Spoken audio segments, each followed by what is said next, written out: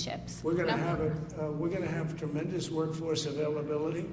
We're also going to have robots helping us. We're going to have a lot of robots helping us because we need it. And because we're going to town, we're building a lot between the AI and the auto plants. So we're going to need robots. We're going to have robots, but that's going to help us. We're going to have a tremendous workforce. And in order to operate you're always going to need people. You know, you can have robots, but you're going to have to get somebody to start those robots, and you're going to have to improve the robots. But we're going to have robotic factories plus manpower. So we're going to have enough. We're going to need the help of robots and other forms of, I guess you could say, employment. We're going to be employing a lot of artificial things, but the beauty is we're going to have more jobs. You've just heard the man himself, haven't you? Speaking in that unfiltered, rambling incoherence that has become the hallmark of this particular American moment. This spiraling descent into what can only be described as techno-authoritarian delirium, dressed up in the cheap polyester of populist rhetoric. Donald Trump stands before the cameras bragging, absolutely bragging, about how robots will build America's Navy battleships. And what strikes you first is not the audacity, but the casualness, the way he tosses off this vision of automated warfare and displaced workers like he's talking about upgrading the coffee machines at Mar-a-Lago. Elon Musk's so-called Department of Government Efficiency seems intent on automating as many state functions as possible, and this should send tremors through every single person who understands that what we're witnessing is not innovation but annihilation, the systematic dismantling of the working class under the guise of modernization, the gall of it all, the sheer intellectual violence of standing there and promising tremendous workforce, while simultaneously promising to replace that very workforce with machines, is a contradiction so brazen it would make Orwell weep with recognition. And you heard him right there in that clip, the verbal gymnastics that would be comedic if they weren't so sinister. The way he stumbles through sentences about robots helping us and artificial things being employed, and somehow, magically, this will create more jobs than we've ever had. This is the language of the con artist, refined to its most crystalline form. Wait for it, because here comes the bombshell. A senior defense official recently told reporters they're not investing in artificial intelligence because they don't know what that means, instead declaring, "We're going to invest in autonomous killer robots," with the Pentagon's Replicator program aiming to deploy thousands of lethal autonomous weapon systems. The mask isn't slipping anymore, it's been ripped off entirely, and what we see beneath is the face of a military-industrial death cult that has found its perfect spokesperson in Trump, a man whose understanding of technology extends exactly as far as his ability to monetize suffering. But here's where it gets truly chilling, and you need to understand this because the media will not tell you this with the urgency it demands. The Navy shipbuilding sector is plagued by a lack of skilled labor, inflation, and supply chain difficulties, while the shipbuilding sector lost a large chunk of its workforce after COVID-19. And what is Trump's solution? More robots. The Constellation-class frigate program is running 3 years late due in part to workforce shortages at Wisconsin shipyards, and rather than addressing the actual material conditions that make shipbuilding an unattractive career, rather than raising wages or improving working conditions, rather than investing in human beings, the solution being offered is to accelerate automation, to replace striking workers with compliant machines, to transform the entire defense manufacturing base into a sterile landscape of algorithmic precision, where human need becomes obsolete. Do you see what's happening here? The Navy Secretary himself admitted that wages are the issue, noting that shipbuilders struggle to attract workers when they can make the same money working for Amazon or Buc-ee's, yet Trump stands there promising robots instead of dignified employment. The historical echoes are deafening if you have ears to hear them. We're watching a 21st century recapitulation of every displacement, every dispossession, every moment when capital has chosen machinery over humanity. Except this time it's wrapped in the red, white, and blue bunting of nationalist fervor. This time it's sold as patriotism rather than what it actually is, which is class warfare of the most naked kind. Secretary General Antonio Guterres warned that recent conflicts have essentially turned into proving grounds for military AI applications, with algorithms used in life-and-death decision-making, emphasizing that artificial intelligence without human oversight would leave the world blind. And yet here we have the American president-elect celebrating this exact trajectory, as if it's a feature rather than a catastrophic bug in the system. The cognitive dissonance required to simultaneously claim you're for workers while championing the very technologies designed to make those workers superfluous is staggering. But then again, staggering cognitive dissonance has been the defining characteristic of conservative politics for decades now. Let's talk about what's really happening in the shipyards, because this is where theory meets the blood and sweat of actual human labor. Shipyard roles involve welding in confined spaces, working at height, handling heavy steel in hot, noisy, and hazardous conditions, requiring technical training and long apprenticeships. Yet these physically demanding jobs offer similar wages to safer, cleaner retail work. But this is the scandal that Trump's robot fantasy conveniently obscures. By 2030, the U.S. could have approximately 2.1 million unfilled manufacturing jobs, which could cost more than $1 trillion by the end of the decade. And the conservative response is not to make these jobs more attractive, not to strengthen unions, not to raise wages, but to automate, to eliminate the problem by eliminating the people. It's a solution born from a worldview that sees workers not as human beings with inherent dignity, but as inefficient meat-based production units that can be upgraded like you'd upgrade your iPhone. And here's the next bombshell that should have every worker in America absolutely terrified. Pete Hegseth's memo instructed the Defense Department to acquire software that will maximize lethality, which is the kind of sociopathic language that only makes sense when you've fully embraced the logic of machines over humanity, when lethality becomes a metric to be optimized rather than a tragedy to be minimized. Unexperts noted that in autonomous weapons systems, the criteria determining who is and isn't a combatant or target will likely involve factors including gender, age, race, and ability, which means we're building killing machines that will encode all of our existing biases into silicon and steel, that will make the racist targeting of warfare permanent and algorithmic. This is what Trump is bragging about when he talks about robots building ships. He's bragging about the infrastructure of automated death, about a future where the decision to end human life is made not by humans who might hesitate, who might feel remorse, but by systems that execute their programming with the cold efficiency that makes Silicon Valley venture capitalists salivate. The economic argument is a smokescreen, and we need to tear through it right now. Trump claims this will create more jobs, the most jobs we've ever had, which is such transparent nonsense that it barely merits refutation, except that millions of people will believe it because they want to believe it, because the alternative is too frightening. The shift of manufacturing to emerging markets amplified the disruptive effects of automation on industrial workforces, and for many workers, especially in countries lacking strong redistribution like the United States, the shift to a service economy has meant lower wages and increased precarity.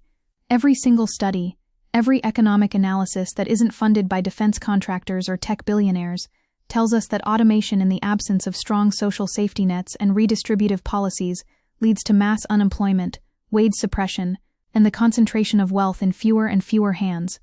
But Trump isn't interested in economic analysis.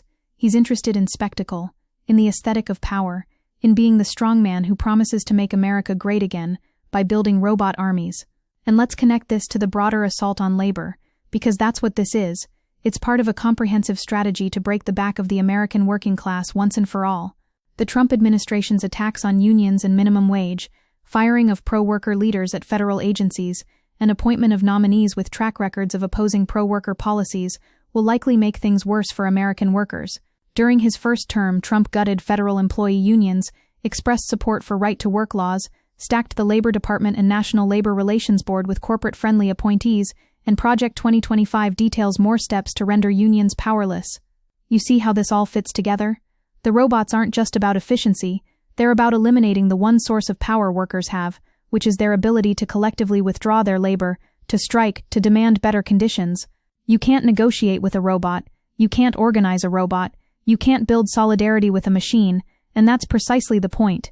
China's shipbuilding industry can outbuild the US by a factor of 230, with China responsible for over 50% of world shipbuilding output, with state-owned China State Shipbuilding producing more tonnage in 1 year than entire US output since World War II. And this is the context that's being weaponized to justify automation, the specter of Chinese competition being used to ram through policies that will devastate American workers. But here's what they won't tell you during the fear-mongering about China, which is that China's government has invested heavily in modernizing shipyards, subsidizing construction, developing advanced manufacturing techniques, benefiting from lower labor costs, government support, vertical integration, scale advantages, and advanced automation technology. China didn't just automate, they built an entire industrial policy around manufacturing supremacy. They invested in workers and infrastructure and supply chains, while the United States gutted its industrial base in pursuit of quarterly profits for shareholders. The answer to Chinese competition isn't to race them to the bottom by eliminating our own workers. It's to rebuild American industrial capacity with strong unions and living wages, and a commitment to the dignity of labor. But that would require a fundamental reimagining of what an economy is for, who it serves, and Trump represents the exact opposite of that reimagining. Trump is accelerating negative trends by dismantling the administrative state, privatizing core functions, pushing tax cuts favoring the rich, and attacking labor rights, not fighting for ordinary Americans, but asserting personalized rule over markets for political showmanship and performative retribution. The robots he's promising aren't about American strength, they're about consolidating power in the hands of defense contractors and tech billionaires, about creating systems of production and destruction that are accountable to no one, that operate according to the logic of profit maximization rather than human flourishing. This new AI-centric military-industrial complex threatens to become an unaccountable superpower wielding new levels of control at home and abroad, and we're supposed to cheer for this. We're supposed to celebrate as the last vestiges of democratic control over our economy and our military are handed over to algorithms. Let's be absolutely clear about the class dynamics at play here, because this is fundamentally about who gets to thrive in America and who gets left behind. A 25% drop in foreign orders could cost defense contractors 1,500 jobs or more at companies like Oshkosh Defense, while Marinette Marine could see 3,000 positions disappear without new international deals. And these aren't just statistics, these are families, communities, entire regional economies that will be gutted. Experts say the true multiplier for lost defense jobs can be 2 or 3 times, meaning each layoff triggers another in related industries, with fewer paychecks circulating leading to less spending on gas, clothing, and groceries. This is how entire regions die, how the Rust Belt happened, how despair metastasizes into opioid addiction and political extremism, and Trump's solution is to accelerate this process, to finish the job that neoliberalism started, to create a permanent underclass of surplus humanity while the robots build the ships. The truly sinister aspect of this whole charade is how Trump wraps automation in the flag, how he makes it sound patriotic, how he transforms what is essentially mass displacement into a story about American innovation and greatness. Conservative media portrays this military transformation as aligning with Trump's leadership and vision, with his commitment to strengthening defense capabilities through AI and robotics breakthroughs in the Army, framing job elimination as technological advancement. It's a rhetorical sleight of hand that would be impressive if it weren't so morally bankrupt, taking the real fear and economic anxiety of workers and redirecting it not toward the system that's failing them, but toward accepting their own obsolescence as somehow necessary for national security. This is how fascism functions in the 21st century, not through jackboots and rallies alone, but through the colonization of the future, through convincing people that their own immiseration is actually progress. And we haven't even fully grappled with the nightmare scenario of autonomous weapons systems, of giving machines the power to kill without human intervention. Lethal autonomous weapons systems can select and engage targets without human intervention, representing a paradigm shift where critical decision-making tasks like target selection move from humans to computers. On December 2024, the UN General Assembly adopted a resolution on lethal autonomous weapons systems with 166 votes in favor, only 3 opposed, including Russia and North Korea, which tells you everything about where the United States stands on this issue, which is somewhere between ambivalence and full-throated enthusiasm. Human rights groups warn of an emerging AI arms race, with one researcher saying AI-powered weapons should be viewed as on par with the start of the nuclear era, warning that viewing this as an arms race could lead to global catastrophe. But Trump doesn't care about global catastrophe. Trump cares about the spectacle of power, about being the president who built the robot army, about the narcissistic thrill of playing with the most destructive toys humanity has ever created. What makes this moment particularly dangerous is the convergence of anti-worker automation with militarization, the way that the same technologies being used to eliminate manufacturing jobs are being weaponized, literally weaponized, for the projection of American power. Loitering munitions like the Kargu-2 developed by Turkey can now identify and target specific human personnel using facial recognition without operator involvement, deployed in Libya, with at least 14 models having specifications suggesting autonomous targeting of individual humans. We're building murder drones that can pick people out of crowds and kill them autonomously while simultaneously eliminating the jobs that might give those same people economic security. It's a pincer movement of dehumanization. Technological and economic forces working in concert to create a world where human beings are increasingly irrelevant, except as targets or consumers. The shipyard workers struggling to compete with Amazon wages understand something that the techno-optimists will never grasp, which is that technology under capitalism doesn't liberate, it displaces. Shipyard work at entry level pays about $25 an hour, the same as pumping lattes at Starbucks, making it difficult to convince young people to pick up a welding torch over standing behind a counter. And this is the actual crisis of American manufacturing. Not a lack of robots, but a lack of respect for the dignity of physical labor, a systematic devaluation of the skills and sweat that actually build the material world. But addressing that would require raising wages, strengthening unions, rebuilding the social contract, all things that Trump and his oligarch allies find intolerable because they cut into profit margins, because they give workers power, because they suggest that maybe human beings matter more than quarterly earnings reports. And while Trump is bragging about robots, experts note that even if technology and automation improve shipyard productivity, a pressing need to attract and retain workers will remain, suggesting a national program to subsidize and revitalize apprentice training modeled after Job Corps, which is exactly the kind of social investment that this administration will never make because it requires seeing workers as assets to be developed rather than costs to be eliminated. The cruel irony is that automation doesn't actually solve the problems facing American shipbuilding. Greater use of automation in Navy shipbuilding includes robot welders being used in Constellation-class frigates, with companies unveiling tracked welding robots already active in automotive industry. But these technologies still require human oversight, maintenance, programming, skilled operators who understand the systems. What automation does is not eliminate labor, but transform it.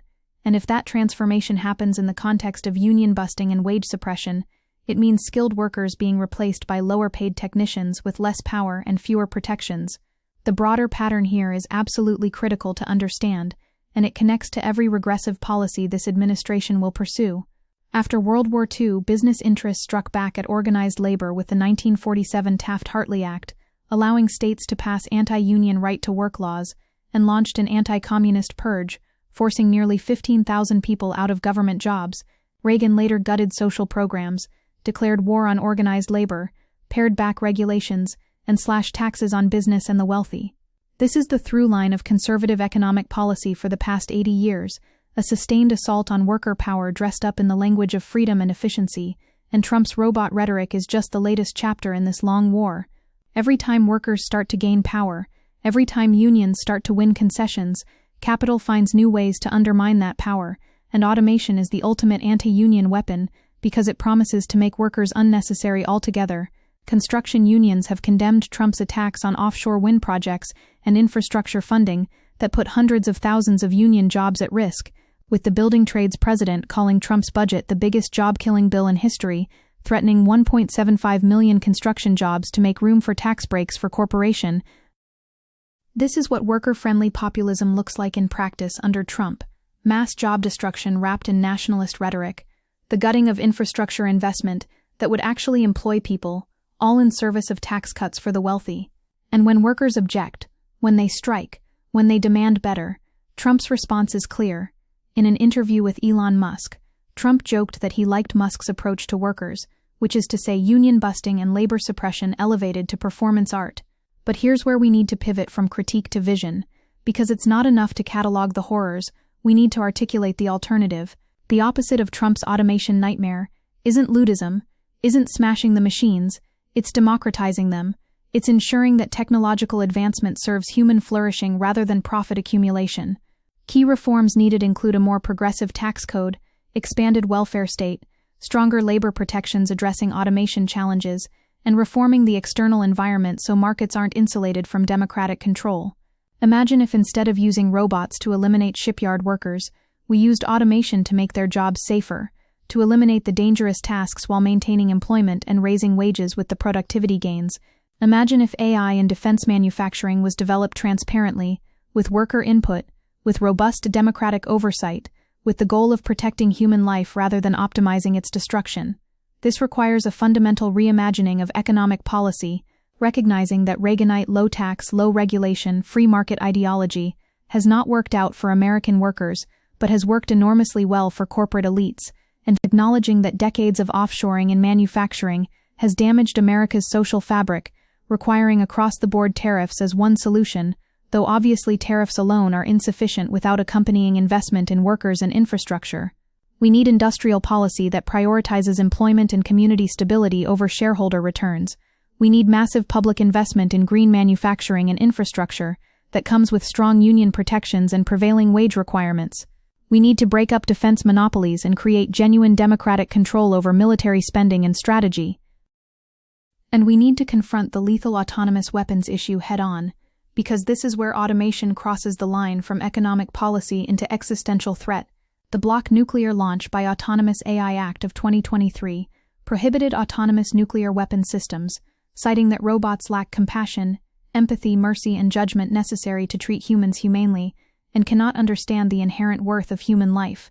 And this logic needs to extend to all autonomous weapon systems, all algorithmic targeting, all efforts to remove human decision-making from the use of lethal force. The UN has been sounding alarms about this for years, while the United States pushes forward with programs specifically designed to deploy thousands of autonomous killing machines, and Trump bragging about robots building battleships is bragging about the infrastructure for automated warfare that could spiral beyond human control. The working class needs to understand with absolute clarity that when Trump talks about robots and AI and automation, he's not talking about making their lives easier, he's talking about making their existence unnecessary.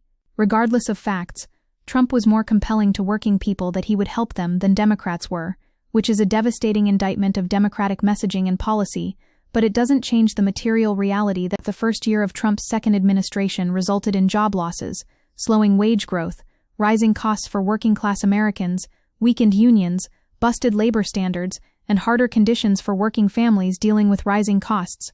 The con is sophisticated, the rhetoric is seductive, but the policy is unambiguous. It's a war on workers dressed up as technological progress. So what do? We organize, we strike, we build worker power from the ground up in the teeth of this automation offensive. For workers to survive Trump's MAGA moment and build a fighting labor movement, both electoral politics and militant actions to disrupt business as usual will be key, which means supporting pro-labor candidates at every level, while also building the capacity for mass action, for the kind of disruptive organizing that can actually halt production and force capital to the bargaining table. We demand that any workplace automation comes with guaranteed employment, retraining, wage protection, democratic input from workers about how technology gets deployed. We fight for universal basic services, for healthcare and housing and education divorced from employment, so that automation doesn't mean destitution. We call for public ownership of critical industries, for democratic control over the commanding heights of the economy, for a recognition that the choice isn't between workers and robots, but between an economy that serves the many or the few. And we absolutely must connect the domestic automation agenda to the global militarization agenda, because they're the same project. They're both about removing human agency, human compassion, human solidarity from the equation. Ukraine's strategic evolution aims to remove fighters from direct combat and replace them with autonomous crewless systems, driven by the need to conserve limited human force, with generals emphasizing that unmanned systems and AI have completely changed the nature of war, and while there may be legitimate military applications, the trajectory is clear. We're moving toward a world where warfare is conducted by machines against machines with civilians caught in the crossfire, and no human being responsible for the carnage. Trump's promise of robot-built battleships is a promise of this future, of unaccountable violence at scale, of death by algorithm. The ships Trump wants robots to build will carry the autonomous weapon systems that will make warfare cheaper and easier and more frequent. They'll project American power without risking American lives, which sounds good until you realize it means lowering the threshold for military intervention, for violence, for the casual exercise of imperial force, and domestically, the robots that build those ships will hollow out what remains of the American industrial working class, will destroy communities, will create surplus populations with no economic function in the automated economy that's being constructed. These aren't separate issues, they're two faces of the same project. The project of building a world where human beings are increasingly irrelevant, except as consumers of product and casualties of policy. This moment demands moral clarity, and it demands militant opposition. Trump standing there rambling about robots helping us, and artificial things being employed in somehow more jobs than ever, is not offering a vision of the future, he's threatening the present with obsolescence. The fight against automation under capitalism is the fight for human dignity, for the right to meaningful work, for economies that serve people rather than profit, for a future where technology expands human possibility rather than eliminating it. And it's a fight we can win, but only if we're willing to name the enemy clearly, which is not the robots themselves, but the system that deploys them against workers, the oligarchy that sees human labor as a problem to be solved rather than a source of value to be honored. So when you hear Trump bragging about robot shipbuilders, understand it for what it is, which is a declaration of war on the working class, a promise to complete the devastation that began with deindustrialization and offshoring, a vision of America where the many serve the few or are simply discarded altogether, and understand that the only response adequate to this threat is total transformation, not just of labor policy, but of the entire economic system, a move toward democratic socialism, where automation means liberation rather than immiseration, where technological advancement serves collective flourishing rather than private accumulation. The robots are coming, whether we like it or not. The question is who controls them, who benefits from them, whether they'll be tools of empowerment or weapons of class warfare. Trump has made his position clear. Now we need to make ours, and it needs to be loud and defiant, and absolutely uncompromising in its defense of human dignity against the cold logic of automated exploitation.